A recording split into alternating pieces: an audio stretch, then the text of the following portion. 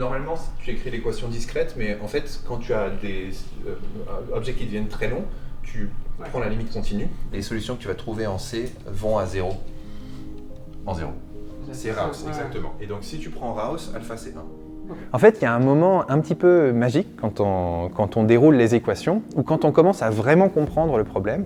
On a l'impression que les équations nous disent qu'on est en train de commencer le problème, et on a l'impression que tout se met en place. L'étape cinétiquement limitante, c'est que tes deux pelotes de polymère entrent en contact par diffusion. Si je me gourre, il faudra que tu me rattrapes. Ouais, ok. Ok. L-N.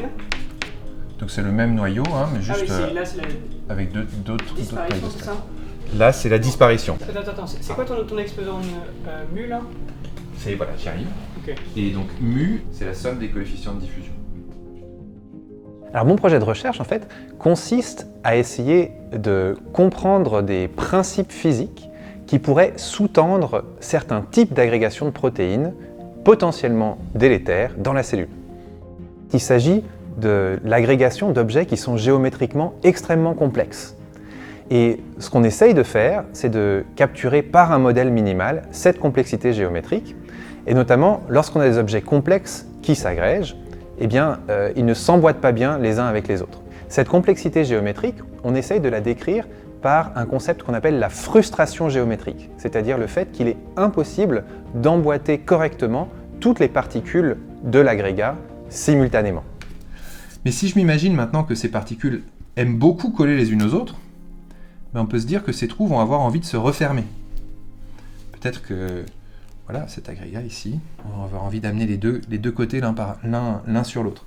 Mais une fois que ce trou va se refermer, est-ce que je ne vais pas déformer ce pentagone de manière qui va compromettre l'assemblage ultérieur du reste des pentagones que je vais ajouter à cet édifice? Alors notre approche de l'agrégation de protéines est en fait assez différente de l'approche traditionnelle des biologistes. Ce qu'on essaye de faire, c'est pas de s'intéresser à une protéine, à une maladie en particulier, mais plutôt d'essayer de dégager des comportements communs qui existent dans de nombreuses maladies pour essayer de comprendre s'il n'y a pas des principes physiques qui ne sont actuellement pas encore découverts, qui pourraient être responsables de tous ces comportements similaires. Où 3 pentagones vont être collés les uns aux autres. L'agrégation de protéines, c'est en fait responsable d'un grand nombre de maladies. Certaines sont très connues, comme la maladie d'Alzheimer ou la maladie de Parkinson. Il y a également des formes d'anémie et des formes de diabète qui sont liées à l'agrégation de protéines.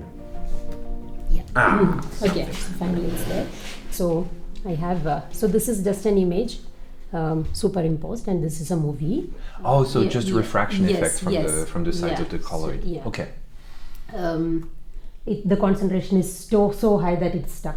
I'm sorry, I didn't get why we don't get the same level here. Oh, because of the geometry. Donc cette dotation, elle arrive à un moment que j'estime crucial pour ma carrière, parce que, en fait, elle arrive à un moment qui marque un petit peu la fin d'un type de projet, et puis l'envie de se lancer dans un nouveau type d'approche, dans un nouveau type de problème.